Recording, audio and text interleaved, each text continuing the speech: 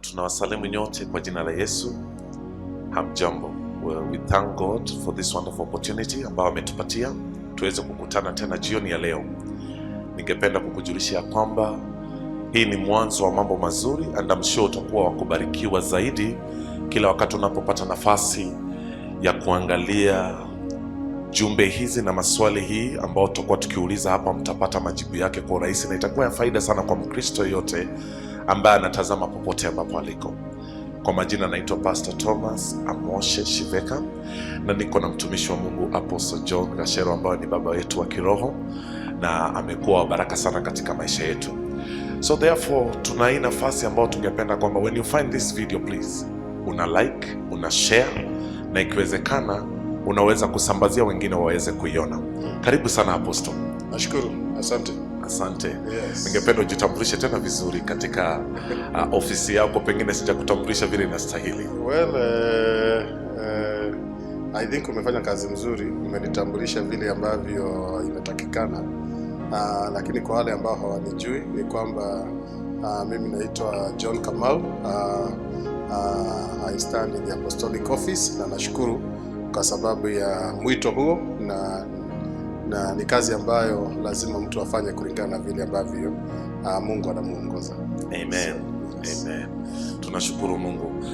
Actually nimekaa chini ya mafundisho yako muda mrefu na nimepata kuelimika kwa njia kubwa sana, na ndio sababu tumechukua this opportunity again tuweze kuwafundisha wengine yale ambao tumesoma.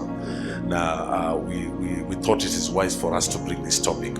Yes. Now there are so many questions ambao watu wamekuwa wakiuliza, na watu wengi wanajiuliza maswali mengi katika maisha yao. Wanajiuliza ni vipi Mkristo anaweza kukomaa, ama ni nini kinadhihirisha kwamba Mkristo amekomaa?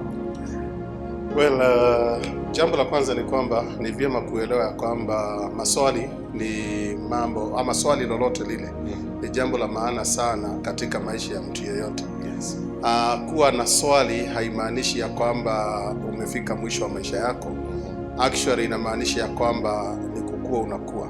It is an indication of growth. Yes, sir. Anytime ya kwamba you have a question in your heart, it actually tells you that there is an expansion going on deep within your heart, deep within your spirit, in your mind. Yes, it is a desire, it's an expression of a desire for growth. Yes, sir. Na kwa hivyo kama mtu ako na swali ama watu wako na maswali, it is a very good indication ya kwamba number one, ya kwamba watu hawajaweza kufika mahali ambapo wanatakikana kufika. Yes. It is also, swali lolote pia linakuja from the very fact that it is an observation ya kwamba there is still much more to be desired. There is kuna mahali ambapo mtu anatakikana kufika lakini bado hajafika. And that is the reason why hiyo swali inakuja ndani ya moyo wa mtu. Yeah. So it is a healthy thing, number one, kutambua na kuelewa ya kwamba watu wana maswali. It's not a negative thing. Yes. It's a positive thing. It's an indication that there is room for growth. It's an indication ya kwamba watu hawajafika kikamilifu mahali ambapo wanatakikana kufika. It is also an indication ya kwamba people want to better their lives. Yeah. And that is the reason why they are having the questions that they are having in them. Maandiko inatuambia from the book of 1 John from chapter 1, tunaambiwa ya kwamba mwandishi akiandika pale anasema mambo ambayo tulikabidhiwa, mambo ambayo tuliona na macho yetu, mambo ambayo tuliingiana nayo, hayo mambo ndiyo ambayo tunayowakabidhia nyinyi. And therefore in trying to answer that question, we will only go back to the things that we have learned. Yes. The things that we have experienced ourselves. Yes. We cannot give a better answer than that which comes or is a product of our own experiences. Yes. And all these kind of things. Maturity in the things of the kingdom of God is a possibility. Yes. And it is a reality. Lakini inategemea mambo mengi sana. Kuna mambo mengi sana ambayo it is important to understand ya kwamba katika maisha it takes a combination of principles. Yes. Kwa chochote kile kuweza kusimama. Macho haiwezi kaona pasipo msaada wa masikio. Masikio haiwezi kasikia pasipo msaada wa macho. Hakuna venye hiyo macho itakuwa ni macho kama hakuna msaada wa miguu, kwa sababu lazima hayo macho yapelekwe mahali fulani na yapelekwe ni miguu ndiposa iende kaone.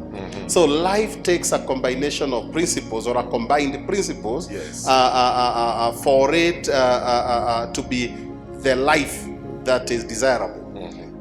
Na kwa hivyo tunapoongea kuhusu maturity, it's also important to understand ya kwamba you cannot talk about maturity without realizing ya kwamba maturity ndiposa ukuwe umekomaa. It takes a number of things. There are a number of principles that have to be put into place for somebody to be said to be mature. And all this. Na inategemea kwa sababu tena again kuna maturity ya dimension tofauti. Kuna maturity ya mwili. Mtu akizaliwa anazaliwa akiwa na viungo vya mwili, lakini kuna maturity ya huo mwili ambayo itakuja through growth, itakuja through exercise and all this kind of things. So there is a maturity of the physical body ya mtu. Viungo vya mwili wa mtu lazima zikomae. And that is the reason why utaona mtoto amezaliwa ni msichana, akiwa mtoto na ni msichana, lakini hawezi akaolewa that age, kwa sababu lazima apitie through a process, mwili wake lazima upitie through a process of growth. So there is a process of growth. Kwa hivyo maturity sio kitu inafanyika mara moja, it's a process. It's a process. It's a process. Whatever way you look at it, whether ni mwili at a physical point of view, from a body perspective, lazima huo mwili upitie through a process. Lazima ulishwe chakula ambacho kinafaa, lazima huo mwili, viungo vya mwili zifanyishwe mazoezi ambayo yanafaa, and all this for that person to be said to mature or to reach maturity. The same thing ni kwamba kuna mental development, lazima mtu ajikuze kimawazo, lazima mtu ajikuze kiroho, because the spirit, if there is also the growth of one spirit.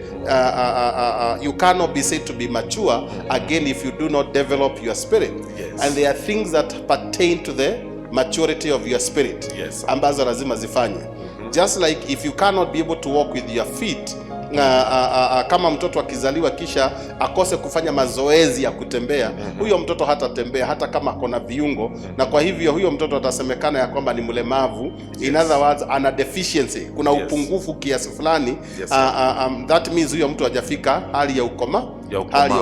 The same thing, asipo exercise mawazo yake, ni kumaanisha ya kwamba huyo mtu mentally atakuwa na potential, lakini hiyo potential haitakuwa develop, haitakuweza kukua exposed, na kwa hivyo huyo mtu hatasemekana ya kwamba amemature. And so it is in the spirit, ya kwamba katika ulimwengu wa kiroho, Mkristo akiokoka lazima afanye mambo fulani ambayo itafacilitate growth, ambayo itamsaidia kufika mahali pa maturity, kwa ukomavu. You have said two things that are very powerful. One, umesema ya kwamba kila wakati mtu anapouliza swali haimaanishi kwamba ana makosa fulani. Inamaanisha kwamba kuna nafasi ambayo ni ya kukua. Kuna hiyo place ya mtu anahitaji kuongezeka. Kwa hivyo msikilizaji ama ule ambao unatazama, it's good to understand that when you are asking any question, haimaanishi wewe ni mjinga, inamaanisha kuna nafasi ya kukomaa. Kitu ya pili ambao umesema Apostle, and in fact tunaposema hiyo jambo la pili, ni vyema pia kuelewa ya kwamba inaweza kuwa sio mtu mwenyewe ana shida na yeye mwenyewe, hadi kwa sababu mimi naulizaka maswali nyingi, naona kama niko na shida. Inaweza kuwa ya kwamba unapata stigma kutoka kwa watu, kwa sababu watu wanakujua kama mtu mwenye anakuwa na maswali mengi. Na kwa sababu wakianza kucomplain ya kwamba unakuwa na maswali mengi, unaanza kujiona like you are in the wrong place, or unaona kama you don't fit kwa sababu ya maswali yako, and because everybody else is complaining. Is actually when you have questions in your heart and they are proper questions, it is an indication ya kwamba you are on the right track. That is very powerful. What I wanted to say ni kwamba understand ya kwamba ni nafasi nyingine umepata ya kuongezeka katika viwango vyako, whether swali ni lako mwenyewe ama linasababishwa na mazingira. Unakuta kwamba kuna maswali ambayo yanasababishwa na mazingira, na kwa hivyo katika hali ya ukomavu umesema kuna maeneo tofauti ya watu kukomaa. Kuna ukomavu wa kimwili na itahitaji mazoezi fulani, kuna mental maturity, ile kiwango cha kukomaa kiakili, na pia umesema kuna kukomaa kwa kiroho, and that's what we are focusing on. Maybe if you take us a little bit more deeper, sir. Well, tunapoongea kuhusu mambo ya watu, maswali ya kwamba watu wako na maswali, na ni maswali ambayo yanahusu kukomaa kwao. The only thing that they are trying to do is to place themselves, kujirate mahali fulani, kujiweka kwa kiwango fulani, Yes, sir. so that they know where they are by reason of where they are coming from, Yes, and by reason of where they are going to. Yes. And that is very, very important for anybody that is serious with life. Lazima atamani kujua mahali penye yako na mahali penye ataenda by reason of where they are, and they also have to consider where they are coming from. Yes. And when it comes to the things of the spirit, it is important to understand ya kwamba maisha ya kiroho yana lifestyle yake. Wow. Yana lifestyle yake.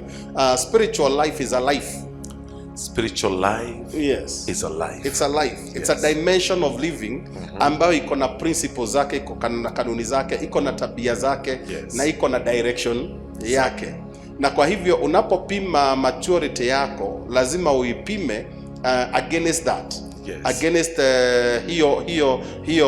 hizo kanuni za maisha ya kiroho. Yes. You see, kama maisha ya kiroho yana determine ama yana demand mtu awe ni mtu wa kuomba, yana determine ama yana demand ya kwamba mtu awe ni mtu wa kusoma neno, yana demand ya kwamba mtu awe mtu wa imani, but those then become the vipimo ambavyo mtu anatutumia kuweza kujipima kama amekomaa ama anakomaa katika mambo ya ufalme wa Mungu. Yes, sir. Yes. So this is very powerful, ya kwamba tunajipima na kanuni ambazo ni za kiroho. Yes. Hatujipimi na kanuni ambazo ni za kiasili. Yes. Ukomavu wa kiroho haupimwi na kanuni ambazo ni za kidunia. Yes. Inapimwa na kanuni ambazo ni za kiroho. I think that is very powerful.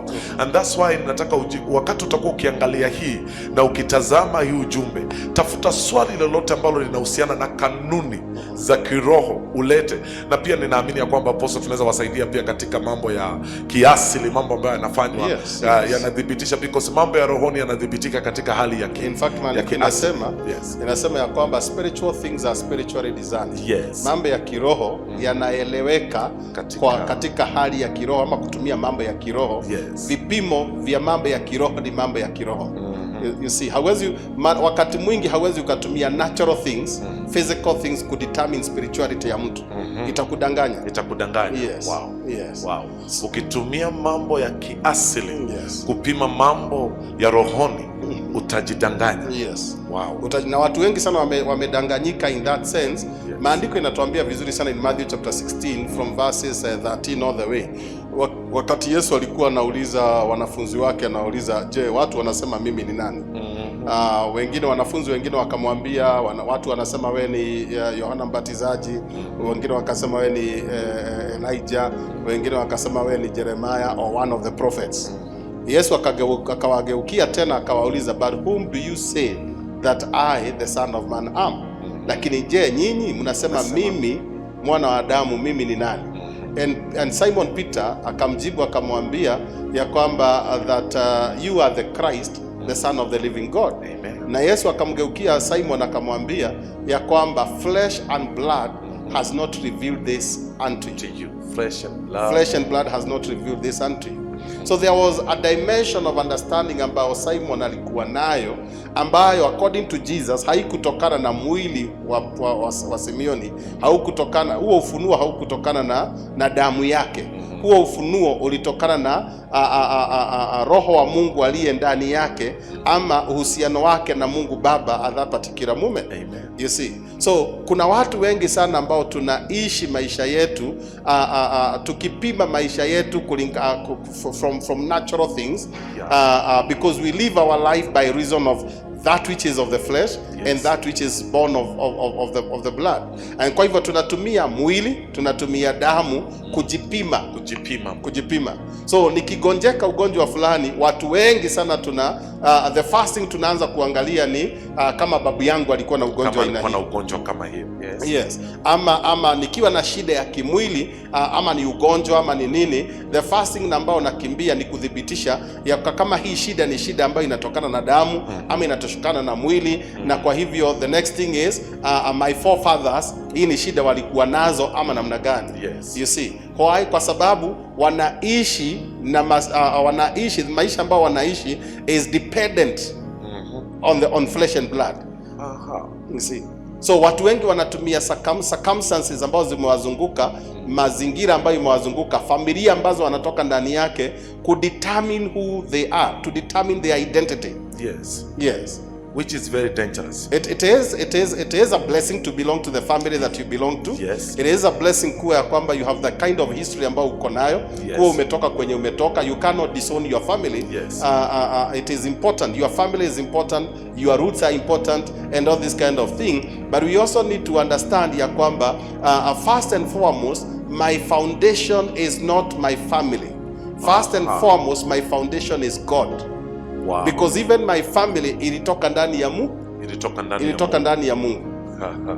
This is powerful, sir. Yes. Ya kwamba misingi yetu haijatoka tu kwa familia, imetoka kwa Mungu, kwa sababu familia ilitoka kwa Mungu. Yes. Wow. Our identity is rooted in God at the end of the day. Yes. So the identity of my family, utambulisho wa jamii yangu imetokana na Mungu. Kunaweza kuwa kuna mambo mengi sana ambayo yametendeka hapo ndani katika familia yangu. Mambo ya uchawi yanaweza kuwa yalitendeka, mambo ya uganga yanaweza kuwa yalitendeka, mambo ya generational curses yanaweza kuwa iko ndani ya familia. But remember what the Bible says, that God is the Alpha and the Omega. Yeye ni mwanzo tena. Yeye ni mwanzo, ni alianzisha hiyo familia na bado ndiye atamalizia hiyo familia. Remember maandiko inasema in Jeremiah 51, maandiko inasema from verse 16 that he is the former of all things. He is the former of all things. So the generational curses ambazo tunadili nazo, the witchcraft, all this kind of thing is not anything ambayo ina surprise Mungu. He has power over it. He had power over it. Yes. He was there before it came. God will still be God after witchcraft and generational curses are done. God is still. So it is important to understand that my family is rooted in God. Yes. My identity is therefore rooted in God. And therefore, instead of considering more of my family, I need to consider more of my spiritual heritage or my heritage in God, because everything comes out from within God. Amen. Amen. Yes. This is powerful. Ninawaambia mambo ambayo tunasikia hapa ni mambo makubwa, mambo ya ajabu, mambo ambayo yatakubadilishia maisha. We might not be able to exhaust hii swali, lakini ninaomba kwamba wherever you are, when you find an opportunity to listen to this message, please you can ask any question. Na tuko hapa tukujibu hiyo maswali yote, na ujue ya kwamba Mungu ni mwanzo tena mwisho, ya kwamba hakuna kitu kinampata kinamsurprise. Kwa hivyo usijipime ukomavu wako na yale mambo ambayo yanatendeka katika hali ya kiasili. Pima ukomavu wako katika viwango vya rohoni.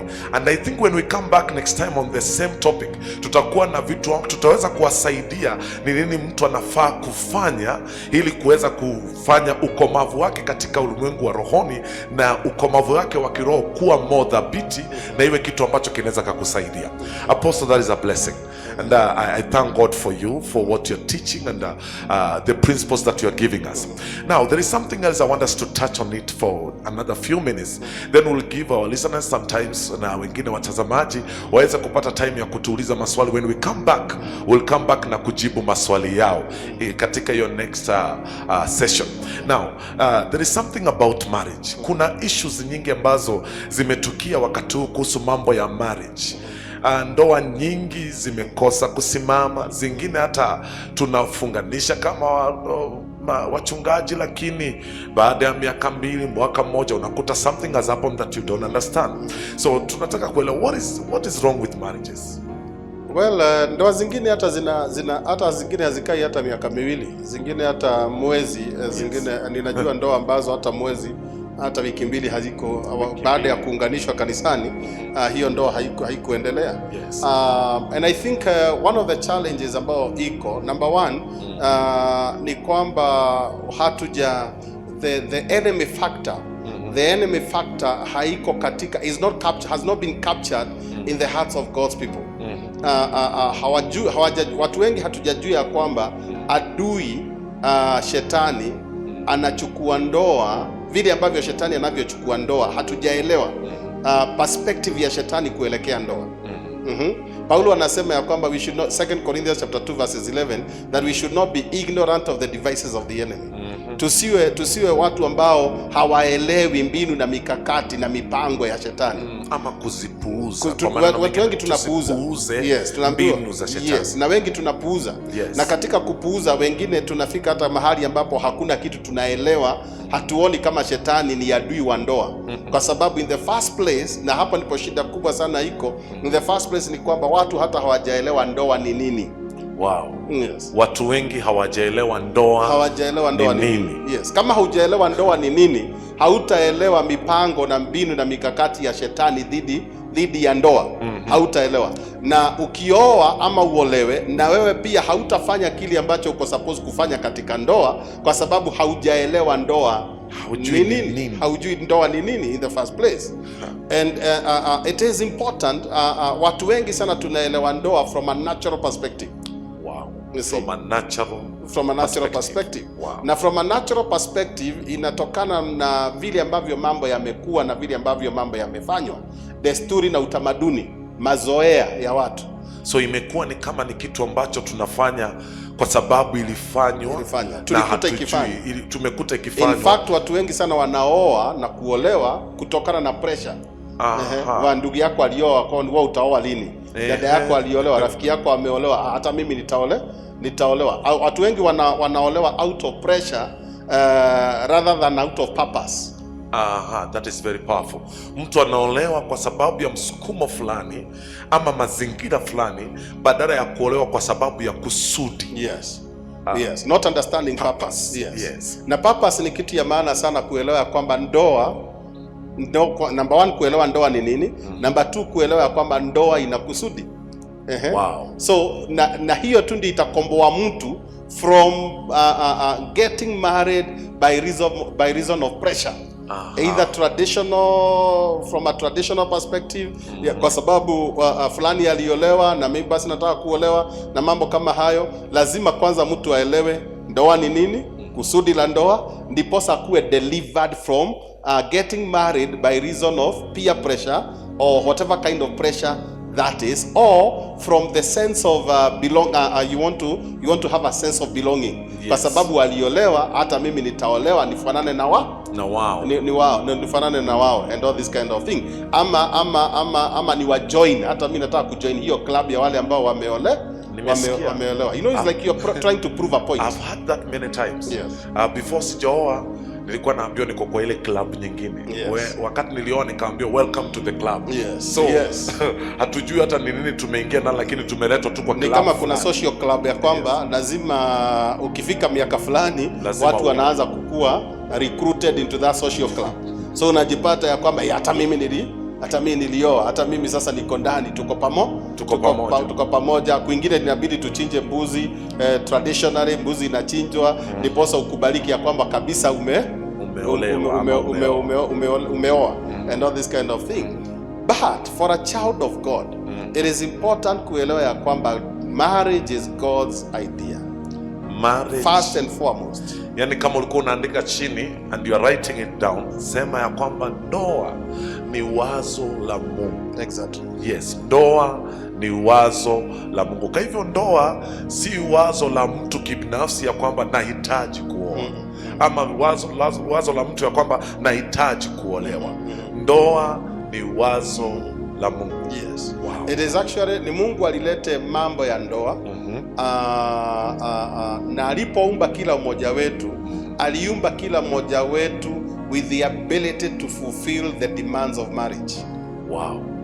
If you are created God, if you are created by God as a man, or you are created by God as a woman, He created you that way and gave you or put within you, built within you the ability to fulfill the purpose of marriage. Wow. Mimi sijui niseme nini, but because of time and I want to give you an opportunity uweze kuuliza maswali. Wacha tusijibu swali hujauliza, but at least kwa hiyo session ambayo tumekupatia kidogo, you see there is a need ya watu kujua mambo fulani. Sisi tunapatikana hapa New Beginnings Church, hapa Kiti, na nataka kuambia tuko na mtume hapa on Sunday. Kila Sunday tunakutana. Ukija, we don't just preach, we teach. We make people understand why wamekuja katika nyumba ya Mungu. Basi nakupatia nafasi nyingine ya kwamba when you find time and listen to this clip, please make sure you ask question, and I'm 100% sure utapata majibu. Yes, Mungu tutumie hiyo maswali kwa inbox. Yes. Yes. Unaweza zituma kwa inbox, unaweza ziandika later, tutaweka namba zetu za simu pale. Unaweza zituma kama SMS, na na uhakika ya kwamba utapata majibu ya maswali yako. Ningependa mtume utuombee tu na utangaze baraka in 1 minute, then tutamaliza hivi. Father God, in Jesus' name we thank you for our viewers. Yes. Tunawakabidhi mbele ya mikono yako. Asante. Na tunaomba ya kwamba neema yako ikawatoshe, na kwamba Bwana ukaweza kuwapa msaada katika maeneo yao yote. We speak healing to them that are not feeling well in their physical bodies. Yes. And Jehovah God, we pray for a greater and deeper understanding of your purposes in their lives. In the mighty name of Jesus, we ask that, Lord, your presence may abound together with every one of them. Yes, and we Lord. speak a blessing upon the work of their hands. May your favor surround them as with a shield. Amen. And Jehovah God, may you manifest your glory upon their lives. And let it be known that indeed you are the Lord their God. In Jesus' name. Amen. You are blessed and highly favored. Amen.